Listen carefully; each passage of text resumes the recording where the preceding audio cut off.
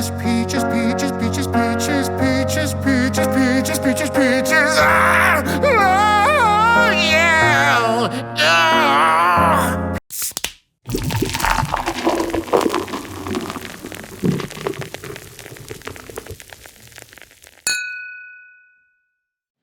Welcome to Behind the Beer, where we go behind the scenes to discover the people and roles of producing the product we all love, craft beer.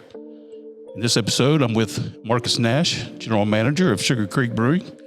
Welcome. Thank you much. Thank you. So, Marques, tell us a little bit about what it takes to be what your role is as a General Manager. Yeah, absolutely. I'm going to dive right into that. I want to also give a shout out to you. Your theme song was Peaches, Peaches, Peaches from the Mario movie. Huge fan of that song, so I'm happy that's what you decided to open the show with. Very exciting song. But no, I'm the general manager here at Sugar Creek Brewing Company. I have been that for, I'm going to say, closer to 4 of the 6.5 years that I've been here. And that those duties include overseeing private events, the event space, the tap room, some on and off site events that we do here, concerts, and then I get to dabble a little bit in the brew house as well. So I'm kind of allowed to do everything. Yeah. That's awesome. So yeah, I've seen that you've been more involved in some of the brewing as of late. Now, is that just recent or? I'd say it's been a lot more recent this last 2 years. Let's start with high top hops. Yeah, it was a lot of the high top stuff, but then even our sours, our former head brewer, Logan, he started to kind of let me dabble with building the flavor profiles for some of the beers here, because I tried to know what people like. And I knew that people wanted a really subtle, soft fruited sour. I stuck to my guns and was pretty positive that I was right on that one. Right. And because I knew what my wife liked, and she was waiting for a fruited sour she could just pound. And he let me build the flavor profiles for the fruit punch, and then with the raspberry lime. And then I kind of just slide back into my favorite styles, which are the hazy pale ales, saisons and stuff. So I've got to brew over at Protagonist with those guys. I brew regularly here with Tim. He's an amazing head brewer. He's probably taught me the most since I've been here. Okay, cool. Hopefully we'll get to talk to him at some point as well. Yes. Tell me, what do people most misunderstand about you? So the funny answer is that I used to be in a band a while ago, and when people come in, they're still, I still get I know this face, but I'm not sure why he's here, pouring me a beer or showing me around or making beer. They're just like, what the hell? I thought you played the piano. I'm like, I do. I love the piano. I still play the piano, but I do make beer now as well. Now, the truthful answer, the not so funny one, is I think that a lot of people don't know that I take things incredibly seriously. I try to smile and laugh and joke all the time. It's kind of my thing, but when I'm passionate about something, I'm kind of tunnel vision. I like to accomplish goals with accuracy, and I don't like to miss, and I don't like to fail. So I get to take that stuff pretty seriously. Yep. What's your biggest failure? Also, you want me to answer in beer or just in general? That's up to you. In general, I wrote a song called Hello. I would consider that to be my biggest failure. Oh man, that song was awful. I'm wildly ashamed of it. It's been wiped off of everything, so you can't find it on Spotify. You can't find it on Apple Music. I would say in beer, my biggest failure, let's see. We play a game here, and it's and I'll call it a failure because I miss a lot. And before a person gets into the building, I like to guess what they're gonna order, and I'm pretty bad at it. I like to assume that some people that look like they're gonna drink a hazy IPA, you can kind of tell. Yeah. But I think this is the year of the crispy boy, so everybody's been ordering pilsners, but I'm still that guy's getting the hazy, that guy's getting the hazy, and no one's getting hazies. So I've probably lost the last 50 rounds, and thank God we don't put money on it. Yeah. But it's guessing what people are gonna drink. I'm good at helping you find what you're gonna drink, but I'm terrible at just looking at you and going, "You're a stout boy." They're like, "Nope, I like saisons." I'm like, "Oh, God." That's a tough one, though. Yeah, no, it is. That's a tough one. So, what did you learn from the experience on the song? Oh man, to stay in my own lane. It was weird, man. I leaned hard into a pop moment. I was trying to write a Howie Day, Jack Johnson meets John Mayer kind of super bubble pop at the time. And like, you have to remember, my voice is relatively deep. So like, Yes. bubble pop really ain't in my wheelhouse. But man, the song came out, people loved it, but my band hated me for writing such a weak, wimpy, fragile song. So yeah, What kind of band do you think we are? That's what they would look at me like, okay, cool. I have one part in the song and it is awful. So yeah, I learned to not write bubble pop anymore for myself. There you go. So if you could be remembered for one thing, what would it be? Honestly, I want the Best Dad in the World award. I want to be remembered as a father who was very present. I want to be remembered as a father who put his children first always and celebrated their victories nonstop. I want to be a dad, the best dad, more than anything in the world. Yeah. And I that's exactly what I thought you would answer. I mean, I love my wife, my best friend and my partner. I think she has the same exact goal, but I love being a dad so much. Yeah. I love it more than anything in the world. That's awesome. All right. What's the best compliment you've ever received? Oh, my favorite compliment that I get is when someone comes into this brewery and they're like, "What's this? What playlist is this?" And I'm like, "Oh, it's funny that you ask. I've only been spending the last 7 years building this playlist. That is my favorite. It's not me like literally playing music. It's me building playlists and it's someone really just loving what I put together, because that's my real secret passion is making playlists for every day of the week and every mood. So that's my favorite compliment is, damn, this music is Enjoy good. that too. Isn't it a good feeling when I'm like, this shit is back-to-back hits? And I love that. Well, and a lot of times I'll hear playlists and I'm like, hey, Yeah. Or I'll look at, okay, who's singing this? Yeah, exactly. Let Google listen. Uh-huh. Okay, I'm adding them in. We have a big heavy hitter. Our Sugar Creek Getting Funky playlist gets asked about regularly. Yeah. And then I made a playlist called Dope Pop Mix, and they're both open on Spotify. So anybody wants to follow, please go ahead. It's only I add 3 songs a day for the last 7 years, so it only get better. You know, it's funny. We were talking to Jason Glunt from Salute. Was that earlier this week? Last week. It was last week. And he's built a playlist. He says it's 91 hours. Isn't that? I have to look back at the amount of hours. I mean, if there's It's also on Spotify. 850 songs. I got to do the math. And also, thanks for shout out for Salute. I'm a huge fan of Upstairs, Downstairs, their vibe, their music, their aesthetic, their beer, their food, and the bottle shop. It's just a really well thought out business. So I sneak out there probably once a month, and it's on a day off, and I hide there. Yeah, I mean, it's wood-fired pizza. Yeah. Oven that he got from Italy. Oh, that's amazing. I didn't know that. Yeah. And of course, the Salute beer shop always has incredible selection. Amazing things. I'm still finding things that I didn't even know existed. Yep. And then upstairs, Salute Cerveceria, something like that. Yeah. And then, their beer on draft is also really impressive. Just good vibes all around at that place. Big fan. What's an insult that you're most proud of? That I've given someone? Well, let's say insult you've received that you're like, hey, okay, I'll take that. Like, you might have meant it as an insult. Oh yeah, I've had someone. So my high top hop. I think you may have been near. We were at a beer festival, and this guy picked it up, and he was like, "Oh, did you try this?" And they didn't know who I was, didn't know where I was, and he picks up the can. And he goes, "This beer effing sucked."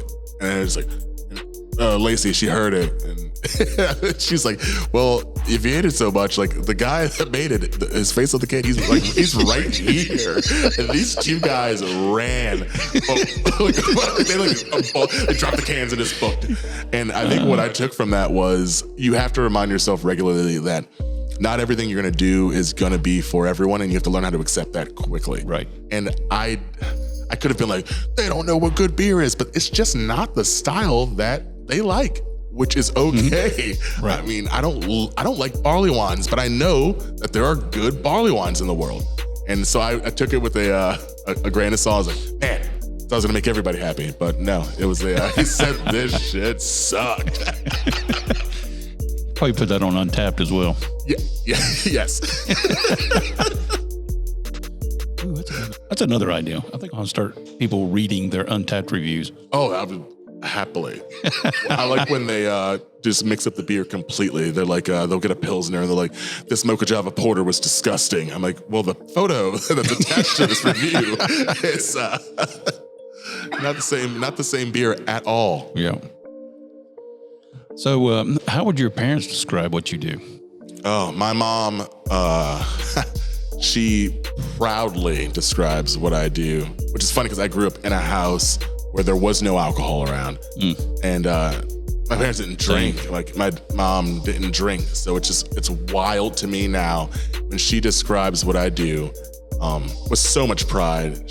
My son makes some of the best beer in Charlotte. He works in one of the coolest places. She brings people here constantly, but it's always a pride, a joy. And she thinks that I'm genuinely making something that makes people happy. And she felt the same way when I was making music. She knows that I like to pull on people's heartstrings, whether it be their palates or their ears. And no, yeah, she's pumped. And then my late father, he knew where I was and what I was working, and he was a drinker as I was growing up. So he goes, well, that makes sense. It makes sense that one of my boys fell into alcohol. So yeah, he was also very proud as well. That's awesome. Yeah, my she's my biggest cheerleader. Yeah, mine. She's anytime I put this stuff, she's like, oh yeah, I want to watch that. I want to listen to that. I'm like, well, maybe you shouldn't. Hey, behind the beer, yes, you can watch and listen to this one. Shit, my kids are also like super chill. My kids are my daughter, who was 5, wore a Sugar Creek Brewing hat to school. And she goes, so where my daddy works, like just telling all of the little kids who don't know what a brewing company is. Right. Like, but she was just like, yeah, that's where my daddy works. And she wants to have all her birthdays here. She had her 3rd, 4th, and 5th birthday party here at Sugar Creek. And now she's like, can we do it in this room? Can we do it again? I'm like, but babe, she goes, oh, it's so much fun. There's so much room. I can run around. And I'm like, all right. So we're going to get the private event space at a brewery again for a 6th birthday. Yeah. Well, on the flip side of that, I was at Petty Thieves, and one of their T-shirts looks like Stranger Things. Oh yeah, font, and my youngest daughter is a big fan of Stranger Things. So I'm like, hey, I texted my wife. I was like, hey, what's her size? I'll get her She goes, you're gonna get your 15-year-old daughter a brewing T-shirt? I was like, yes. Yeah, absolutely. Because it's just the clothes. It's where daddy works. So yeah, absolutely. So what has been your favorite job that you've held? This is hands down the best job I've ever had in my life. It's going to be hard I don't know if I would ever change fields again. I think that this is it for me. It's not like the influencer version of the beer world that I enjoy. I enjoy running an establishment. I enjoy the camaraderie and the teamwork. I like building projects together, I like executing them. And I also like making beer and being a part of the process. It's so much fun. And the fact that I get to work for the guy that has just soaking in knowledge of this. I mean, I'm learning a lot really, really fast. Right. So it's very cool. This is it. I'm not gonna die in this place, but like I'm definitely gonna die in the beer world. But yeah, no, the Sugar Creek is. I'm here as long as they'll have me. Awesome. Yeah, you're speaking of Joe Vogelbacher. Yes. Master Cicerone, one of 21 in the entire world. He's number 19 of that list. Yep, absolutely. That's incredible. So what's been your least favorite job to date? Oh man, easy. This is an easy answer. My first job was my least favorite job. I was the dishwasher at a Cece's Pizza. Now, a Cece's Pizza, for those who don't know what that thing is, it is a pizza buffet, which that's the most American thing that we could possibly do, is make all you can eat pizza. So the people, how they treated these dishes, which is disgusting, was always covered in icing from the cinnamon rolls. And then my boss thought he was doing me a favor, getting me out of the dish pit and on the line where we couldn't make pizzas fast enough. We're getting like yelled at, like, "Where's the macaroni and cheese pizza?" I'm like, "I'm trying to. This pizza's unnatural. Why are we making?" Yes. I guess that's why most of them have shut down now. Yeah, it was a terrible. When I first moved here about 16 years ago, the first job in this state I got was managing a CC's Pizza in Matthews. So because I knew it was my first job, I was like, well, I can slide in. It can't be that difficult. Right. They're like, "Hey, you want to be the manager?" I was like,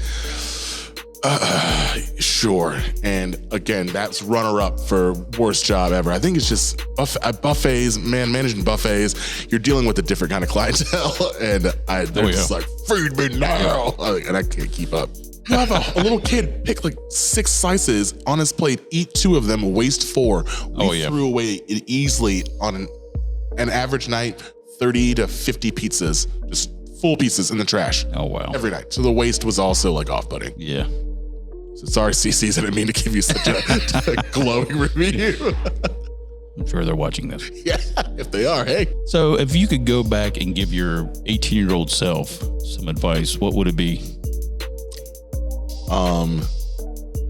Don't trust her. No, it would be definitely, I'd skip I vape now. I would have not smoked cigarettes for 15 years. That would have been number 1, because I think that my endurance and stamina, performing and singing, I could have just been a different guy.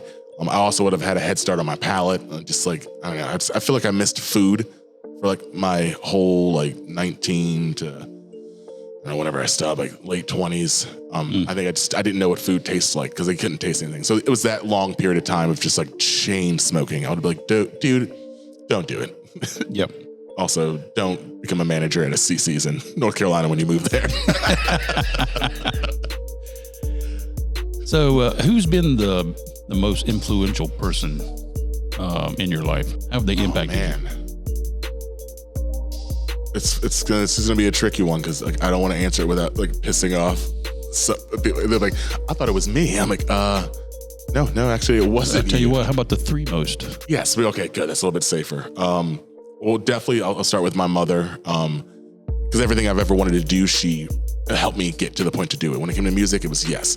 When it came to being creative and beer, yes. When it came to starting a family, it was like yes. When it came to meeting my wife, she was like, yes, I'm gonna make sure you grow, you thrive, you live. So definitely my mother is at the top of that list. There was a guy named Joshua Johnson.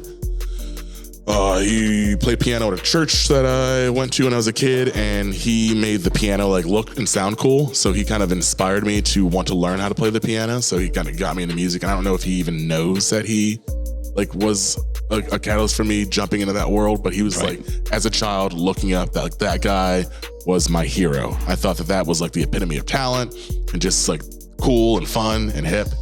And then I would say my number 3. No, I'll play the safe one, and I will say my wife. I think it's easy for me to pick my wife as this one is.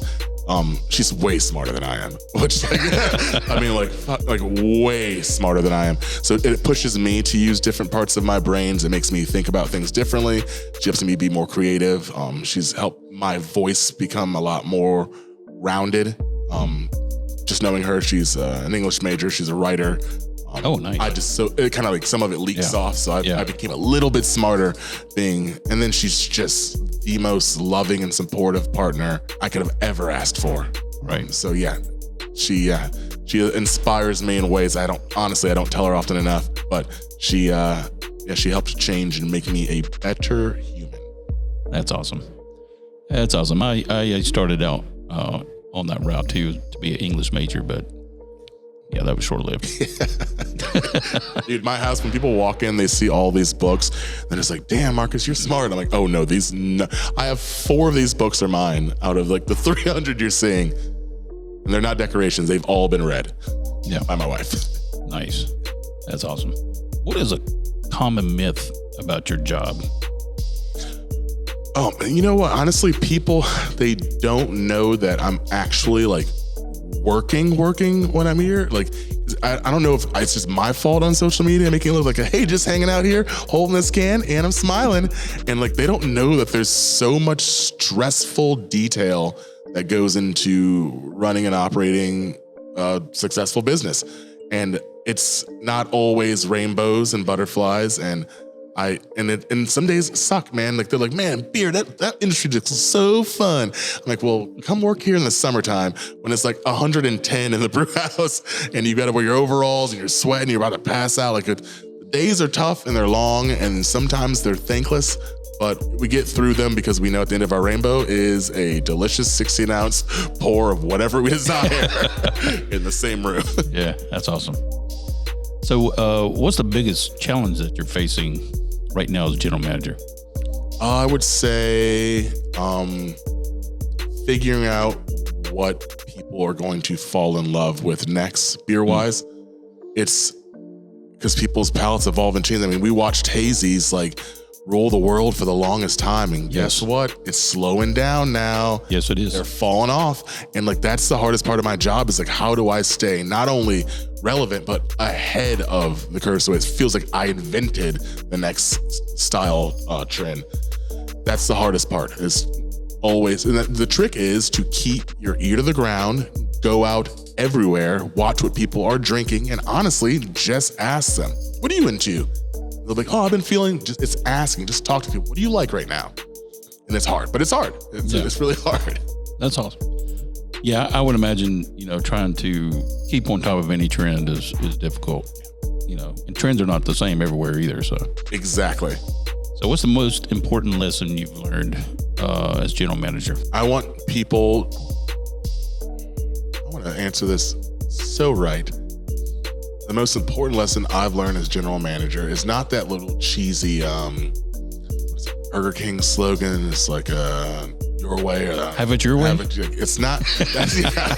That's not the. What I've learned as general manager is to make a space where everyone feels comfortable, but without doing it in like a over the top, like cheesy, like you're pandering, but like literally make everyone feel comfortable. Come into a space, you're like, oh, this is not just a space for business older white men. This is a space for, look, and I know people are just like, I don't want the kids in the breweries. I do. I want the whole family. Mm-hmm. I want every race, nationality. I want every sexual orientation. I want everyone to come in the front door and go like, I think this room is for me. And I think that's the most important thing that I've learned, because I'm still learning every single day, is how to make people feel more and more comfortable. Right. Because they'll stay and they'll be like, it'll feel like home, not in a cheesy way, but it'll genuinely be like, hey, we've got our spot. Their family comes in and tells you, oh, you got to come check out our spot. Why is it your spot? You'll see. Yeah, that's awesome. I was a sailor, so immediately it was my vibe. All I did was look up. I'm like, oh.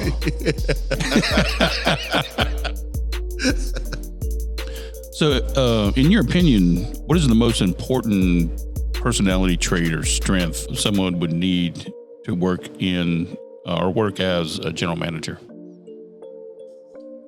It's flexibility and empathy.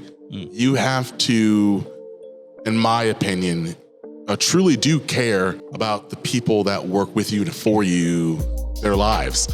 I mean, at the end of the day, it probably won't be their forever job. So I like to keep in mind that, yes, while you're here, I'll get the best version of you, but I also want to understand what your other goals and passions are, because when you do care, you'd be surprised how well and how hard they are part of your team and how hard they work for your team and with your team. Mm-hmm. Empathy for sure. And it's easier to, if I'm like, hey man, can you run over there and sweep underneath that table? I never get a no, because they've seen me do it 150 times. Mm-hmm. So I will never ask anyone to do anything that I haven't shown them that I'll do. That's interesting, because one of the roles in craft beer that is incredibly important is the bartender, the beer tender. Yep. And but I've hesitated to include any of those because it seems to be a revolving door in most places, except for here. Isn't that wild? This is probably one of the longest running staff of people behind the bar that of anywhere that I've seen. And then it's trickle down leadership, and it's for a reason. Yep. When my bosses, Joe and Eric, they bust their butts and they do these staff appreciation days. They appreciate us other days. But one of the really cool ones is every year, which you've been to one of these before, and they're back behind the bar, and all the sales, all the tips, that is crazy. Coming back to us just in time for the holidays so that we can do something special and fun for our families. I mean, it's that kind of thoughtfulness and that kind of attention to detail that I just think is what keeps all of us wanting to go, and also will let all of us, I'll walk into the fire for these guys. I know they've got my back, so I've got their back. Awesome. And I think our staff out there feels the same way. I mean, we genuinely look out for each other. And, and that is so rare I know. In any industry. Mm-hmm. So yeah, kudos. Thank you. So what's one piece of advice that you give someone starting out in, say, craft beer?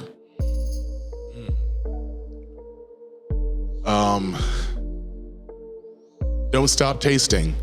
I think it's very important that you get out into your community, go see your neighbors, and taste their beer. Some of the best conversations that I have while I'm behind the bar is talking and bragging about our neighbors, our friends, some of my favorite spots. I'm dropping beers by name. We're talking about everything to have the knowledge, but taste. So when you can be like, have you had that? And they're like, oh, I haven't had that yet. You're just taking your tools away in that conversation. But I've almost had everybody's everything because I want to know what's popping, what's going on. So taste, go out, see what's going on, and taste. And that's difficult, I've been doing Beer With Me Charlotte for 5 years, and I think it went originally from, we were covering 65, and now it's close. It's closing in on 90. I think it's like 88. And Wild. I mean, trying to get around. There's still breweries that I haven't been to yet that, that we try to cover what they're doing, but I still haven't been there. Yeah, it's tough. There's a couple that have just opened that I haven't been to, but I've got pretty good friends that bring me the beers from those places here to me because I know that sometimes I just don't have the time to pop out. So yeah, there's a handful right now that I want to check out. I think some of my favorite little spots to go out and to taste. I mean, Salute's a good example. Mm-hmm. I really enjoy, my wife's favorite brewery is Birdsong. I like to hop out there, hang out. I really like Lower Left Brewing Company. Thirsty Thursday. I know. Is it? Oh my goodness, it is. I think Lower Left, everything they're doing over there is just so unique and thoughtful and fun. I love Jeremy over at Protagonist. I think he's doing over the top, just game-changing beer making over there. I'm in a very, very cool neighborhood for creative minds. Yes, and fun absolutely. Beer. And even Old Mech now is starting to branch out. Not only was the food great, now they're also making, I thought their other beer was great. Now they're making really fun stuff. That IPA is bomb. Yeah. Their Berliner Weiss that they just came out with is delicious. Yes. So I'm like, absolutely. All right, here we go now. Yeah. So who's been your most important professional mentor? Ooh. Man, I don't even know how to. I will say, I'm not kissing your ass, Joe. And I don't want it to feel like that at all. I probably won't even listen to this, but no, it has been. I love him because he's weird, and quirky in particular. But I call it socially awkward. But he has a goofy charm about him. He's thoughtful and intentional, and he's pushed me to do things that are just, to anyone else, would sound absolutely insane, but it gets my creative juices flowing, and I have to try to figure out how to make these things happen. So, and if you do listen to this, I swear to God, if you come up with something weird, he goes, "Oh, I didn't know you like that." I'm just gonna keep. But no, it's fun. It keeps me sharp. It keeps me creative, and I mean, I'm wild to see just throwing random ideas. And it's like, I don't know if that's possible. I don't know. And he's like, we're gonna make it possible.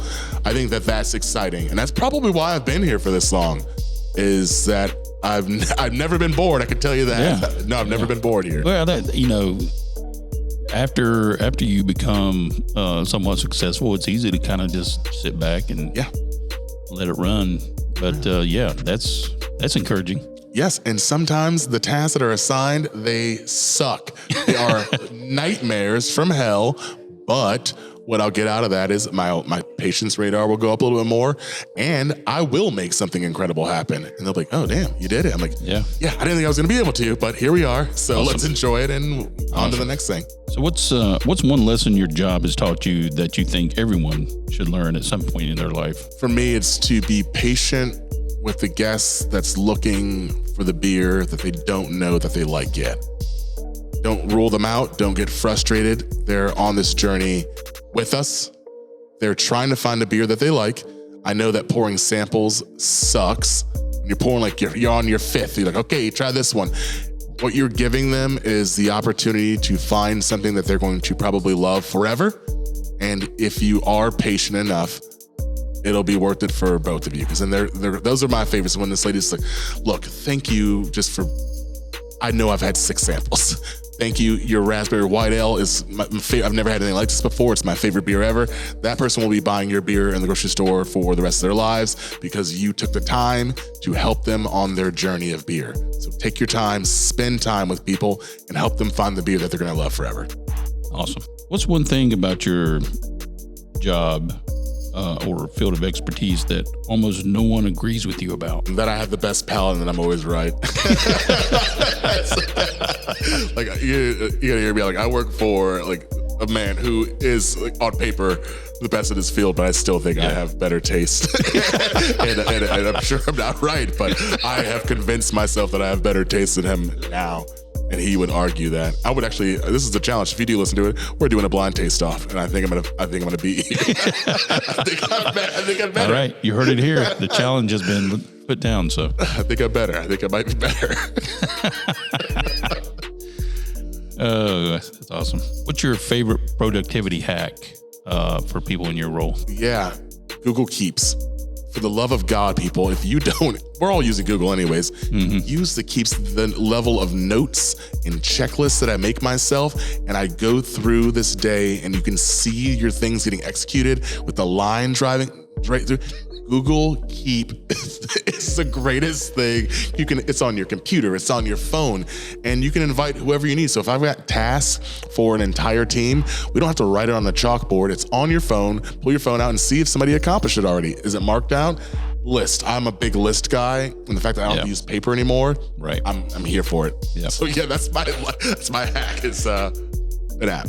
Well, it's also a good team app. It is. It's a great team app and collaborating. I should say collaboration app. What time of day do you get your best work done? Man, that's a really good question. It used to be before my son was born. It was between like 11 and 3 for me at night because the world was quiet and I'm able to put on a pair of headphones, turn on a random album, and just really get things done. Really dive into emails, really be creative, really taste better. Like if I'm out, I'll have those beers at that time, write my notes then. But yeah, between 11 and 3 at night is my sweet spot which is not healthy, I'm sure. I'm up that late, but I'm a night owl. It's always been that way. Yeah. That's usually just my TV binge watching hours. I try to. That's what I do now. When I can't sleep. Yep. So, what underrated tool or tools are indispensable for your job? What is that little wrench that we use to take faucets off in the tap room? A little spanner? You can't have enough of those ever. Goodness gracious. Never enough of those bad boys. And probably, let's see. Tool. Oh, another tool that we use that's everywhere are going to be scales. We have, I think, a scale in every room because we're always mailing and measuring and weighing and just nonstop. Scales, tape measures, you can't have enough of them. Put one in every room of your business, and especially if you're in the business of getting beer out. Yeah, people. That's interesting. We need those. We live and die by the scale. So if you could start a business tomorrow, what would it be? a wedding venue. Okay. I'd start a wedding venue because I would have amazing beer. I would have all local things, but I love the most. I love it. I don't know what it is. Yeah. It just makes me feel all tingly. And then we have so many weddings here, and I just like being cry at around those that energy. weddings? I've played piano at so many weddings, and I've cried at every wedding. One of our beer tenders, Lauren, got married. And congratulations. Congratulations, Lauren. I cried at her wedding. When Lexi got married, I cried at Lexi's wedding. I'm like, it's not even about me. And they're just up there holding each other, hugging and making their promises. And I'm just like, that's it. It's a trigger for me. So yeah. It'd be beer and watching people be in love and have their most important day of their life at your place, I think is really, really cool. And you know why I didn't say brewery? Because I don't know if you've seen Charlotte's Market. Do you think I would own a brewery in Charlotte, North Carolina? I hear that a lot, but a lot of people are like, "Oh, the market's saturated." But you can go into so many bars, and what do you see? You see Bud Light, Miller Lite, Coors Light, tons of that beer being consumed. So, to me, there is plenty of market for craft brewing. For me, it's craft beer. It's a non-stop fist fight of like dominance. And I'm just like, can we just make beer and be happy? And that's why I was out in the menu. I'd like to have a little thing I could play around and make some beer maybe. And I do my thing. I'd never stop doing that. Right. But as like a business model, it's definitely like, it's in private events. Because I'd still be able to do the hospitality end of it. And that makes me happy. Well, I mean, and it has definitely changed. It used to be more of a community. Yeah. Oh yeah. And as it's went along, it's become much more of business. Yeah, it's like bar fight business too. I mean, I do a pretty good job. Because I'm great friends with all these people, and my friendship is genuine, and I don't have time to hate and beef. And if you're doing things that I don't respect or like in your brewery, I just won't drink there. But I'm not going to take my news to streets and the posts. And I'm here to make friends. I'm here to build community. I'm here to love a craft. I don't have the time for the extra. So I like to celebrate my beer brothers and sisters out here and keep fighting a good fight because we're all trying to figure it out every day. Cool. What's your 3 favorite beers so far this year? Ooh, that's a great question. I think I don't know if I want to start sending or I'll say, all right, number 3 this year that I've had or that came out. That you've had. Oh, I'll start. Number 3 will be Piney Elder. I'd never had one, and I got to have one for the first time. So that's my number 3. It was delicious. It drank how I assumed it was going to drink. Absolutely killer, and I finally got that one out of the way. Number 2, I'll say is Triple C's. I guess it's last year. It was their pretzel, their chocolate covered pretzel. I kept mine in my fridge for like 4 months. It was a barrel-aged version of the chocolate-covered pretzels. Oh my God. I still have, because there were variants of that. Yes. I still have 1 can of each variant still in my fridge. Insane. It's such an insanely good, thoughtful beer. So yeah, I had one of those maybe a month ago that I had saved. Cool. My number 1 goes to my boy Timmalima Ding Dong, our head brewer here at Sugar Creek. He made a beer we call the Big Chill. It's a cold IPA. That is probably, I could go for a couple of years. That might be one of my favorite beers that I've had. It has all the personality things in a beer that I'm looking for, and it became like liquid crack to our entire staff. Oh yeah. It was awesome. I mean, it's an IPA, so it has that characters, but it also has a farmhouse ale characteristic to it. So yeah, that is excellent beer. It had like a little bit of a random sweetness at the end. Like it was very confusing, but man, absolute perfection. Tim, you killed that shit. Dude, my favorite beer I've had in a long time. Yeah. Yes, absolutely killed it. And then if I'll sneak one more in, number 4 will be has to be our Nitro Quad.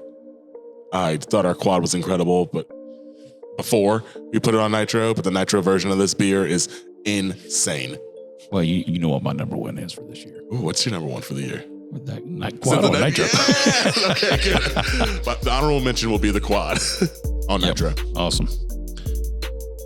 All right. So, what's one question you wish I'd asked you, and how would you have answered?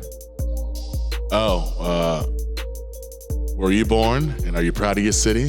I would answer, Cleveland, Ohio, baby. Let's go Tribe. Let's go Dogs. Let's go Buckeyes. Let's go. Yeah, I'm an aggressive Cleveland sports fan, so that's the one. That's awesome. That is awesome. So, where can listeners find you online? Oh man. So I think on Instagram I change it every once in a while. I'm Brother Nash, like brother with the A. So Yep. Brother Nash. Facebook is first and last name. Marcus. My name is Marquez. So You mean it's not Marquise? yeah, it's good old Marcus. It's Portuguese. It's pronounced Marcus in Portuguese. It's like I've said this spiel thousands of times at this point. You know I've been corrected a few times. They're like, "Oh no, it's Marquise." I'm like, Oh. "Shut your mouth." Yeah, it's I got called Marquise today. There you go. By someone who I thought knew me for like a while. So that was a humbling moment. I think on Twitter, Craft Beer Kage, Kage, Kage. And am I on anything else? I know on LinkedIn, I guess that's my name is Marcus. But I mean, the easiest if you want to really find me, turn your TV on. I am on a Spectrum commercial right now. My daughter and I are featured in it. So yeah, it's Spectrum Local. The two of us are in a Spectrum commercial. So I get that weird look when people come to the tap room too. They're like, How have I seen you at? Yeah, it was probably a Spectrum cool. commercial. I Yeah. haven't seen that one yet. And I have Spectrum. You'll keep watching during the day. We'll pop on at some point. There you go. So you want to talk about any of the beers that you have lined up here? Yeah. On the left, I got the Raspberry Lime Sour Ale. It's part of our High Creek variation breakdown. We did the fruit punch, then we're doing the raspberry lime. And then we've got a third magical bullet that'll be coming out hopefully for the fall. We're gonna make a small version of it and we'll see how people like it. Next to it is the High Top Hop. That was this year, 2023's variation of it. We used Cascade hops, ones that Joe hand selected out west himself. Then variety packs, which I did not know how well a variety packs are doing in stores. I mean, I carry them and stock them. I was like, who would want to pick this thing up? Apparently everybody in Charlotte is. If you see our variety pack at a Harris Theater, snag that thing because it's got right now the Culture Pills, the Big O, the Unlimited Juice, and the Pale Ale. So it's got a beer for everybody. Well, see, I always like Sierra Nevada's variety packs and New Belgium. Those are always in grocery stores. I'm like, I want that because I want to try different things. And it's killing it. Yep. And of course, at the end of the lineup, I had to have the daddy beer. Yep. The Big O, the Blood Orange IPA, the one that pays us, the one that keeps us warm in the winter, the one that keeps us cool in the summer. The Blood Orange IPA, the Big O for sure. If you haven't had one, maybe you just don't live in either the Carolinas, but we will happily ship it to you. It's definitely the best Blood Orange IPA, in my opinion, because I'm never wrong, in the country. Because you have that masterful palate. Oh, just the sharpest. You think if I put my name on a piece of tape over his Cicero thing up there, how long it would take before someone noticed? Just a piece of tape so you could peel it off, but just there you go. We'll see. We'll see if he listens. We'll see how long it's hanging up there. So I actually it'd been a while since I had the Big O, and I had one last week, and I was like, damn, this is a good beer. Yeah, it truly is. I had it so much in the beginning that I stopped drinking it for a long time. Right. And then, like you said, I came back around. I was like, I'm just for quality control, going to have a Big O. And I was like, oh my God, I get it. But I also get why I stopped drinking it because I would have 4. And I'm like, well, feeling a little loosey-goosey because it'll get you that 7%. Yeah. Don't play. Nope, absolutely. Alrighty, well, that's all we have for this episode. It's been a ton of fun. I appreciate you coming on. This is a relaunch. We're probably going to repost our old episodes from 2020, and then at some point we'll get around to posting these new episodes as well. So, thank you very much. My pleasure. And we're out.